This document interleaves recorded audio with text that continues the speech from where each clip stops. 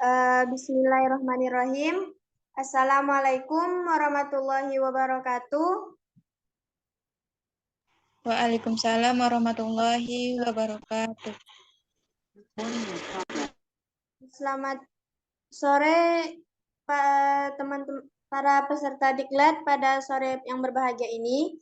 Baiklah, saya akan menjelaskan tentang konsep persyaratan serta hak dan kewajiban peserta diklat.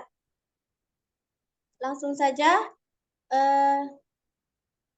Yang pertama, kita masuk ke materi tentang konsep tentang dasar metode pendidikan dan pelatihan.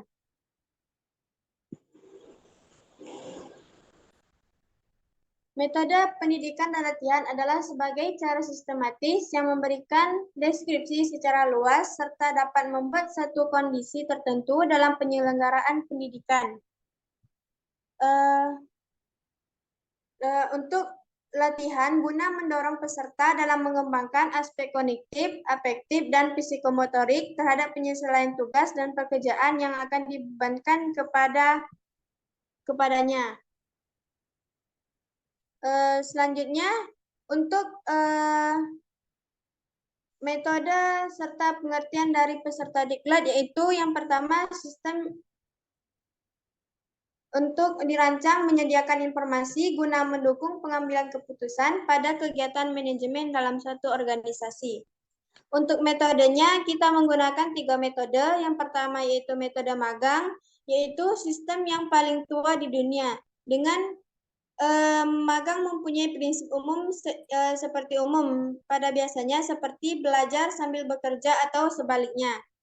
Yang kedua, kita menggunakan metode peragaan. Metode peragaan ini seringkali dalam pendidikan dan latihan menggunakan peragaan. Dengan sistem ini, pelajaran langsung diberikan satu persatu dengan contoh, sehingga para pegawai lebih cepat memahami dalam pelajaran yang diberikan. Kemudian yang terakhir yaitu metode latihan praktek. Di dalam ini ada ditekankan untuk melaksanakan pelatihan praktek seperti sesungguhnya, agar mereka langsung mendapat gambaran seperti apa pelatihan yang mereka dapatkan. Kemudian selanjutnya adanya metode di luar pekerjaan. Yang terakhir adanya metode di dalam pekerjaan.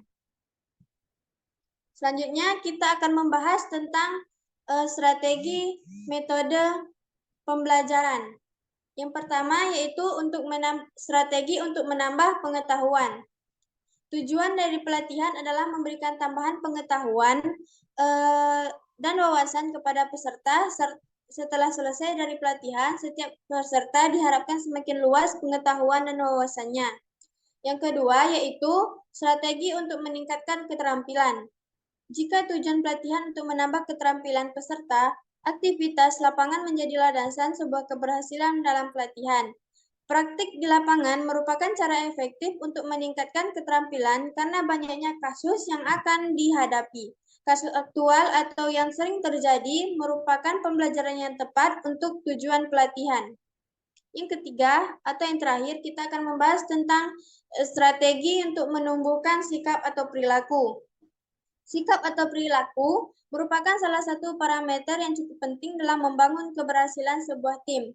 Perilaku efektif dan positif lainnya menjadi dasar komunikasi dan berujung pada sebuah win-to-win solusi jika melibatkan beberapa pihak. Yang cara pelatihan ini dapat dilakukan dengan cara pertama yaitu diskusi terpadu, kedua diskusi kelompok, ketiga debat, keempat studi kasus. Selanjutnya kita akan membahas hak, kewajiban, dan syarat peserta diklat. Syarat hak dari peserta diklat yang pertama itu mendapatkan pelayanan, akomodasi, dan konsumsi selama kegiatan diklat. Yang kedua, mendapat uang transport dan uang harian yang besarnya disesuaikan dengan DJPB. Yang ketiga, yaitu mendapatkan fotokopi modul. Keempat, mendapatkan alat tulis. Kemudian, kewajiban-kewajiban dari peserta diklat yaitu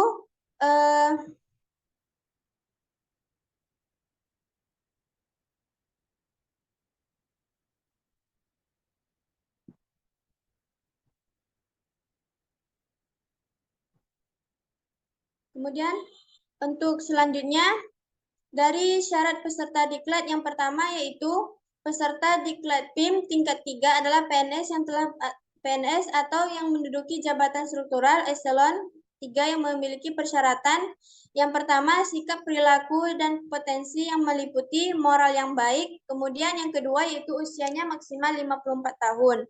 Kemudian pangkat minimal penata 3C.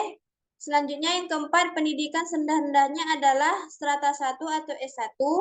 Kemudian yang kelima, menguasai bahasa Inggris minimal pasif dan memiliki skor TOEFL minimal 350 atau setara.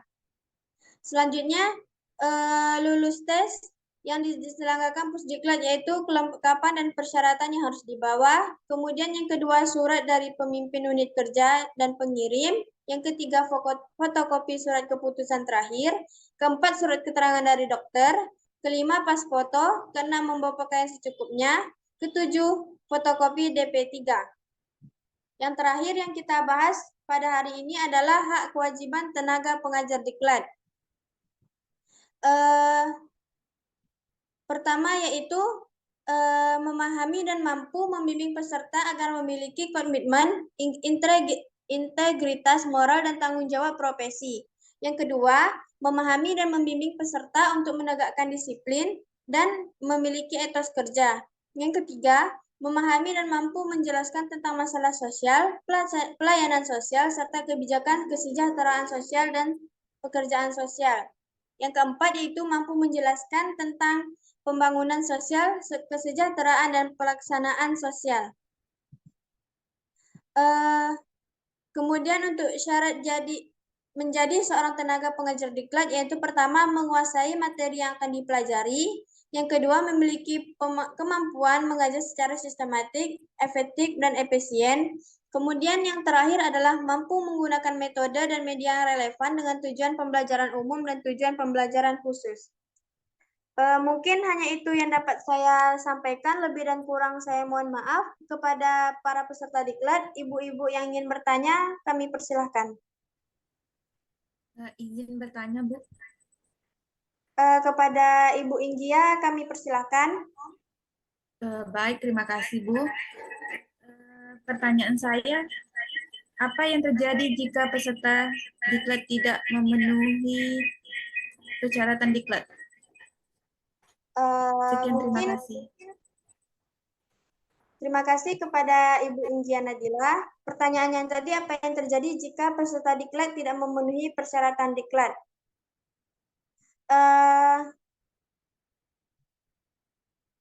Setiap pejabat eselon 4 wajib mendaftarkan diri untuk memohon pengajuan diri menjadi peserta diklat yang datang ke kantor BKP SDM. Kemudian jika tidak memenuhi persyaratan, maka peserta tersebut dapat dikatakan tidak bisa untuk mengikuti persyaratan untuk mengikuti diklat. Yang seharusnya peserta diklat itu harus membawa surat permohonan dan membawa berkas persyaratan yang ada untuk menjadi seorang peserta diklat. Kemudian petugas akan melayani dengan menerima surat permohonan dan surat rekomendasi serta akan melakukan pemeriksaan dan verifikasi terhadap keseluruhan berkas apakah sudah dinyatakan terpenuhi atau tidak. Mungkin hanya itu jawaban dari saya. Sekian, terima kasih. Saya akhiri untuk kegiatan diklat hari ini dengan bacaan hamdalah dan diakhiri dengan Assalamualaikum warahmatullahi wabarakatuh.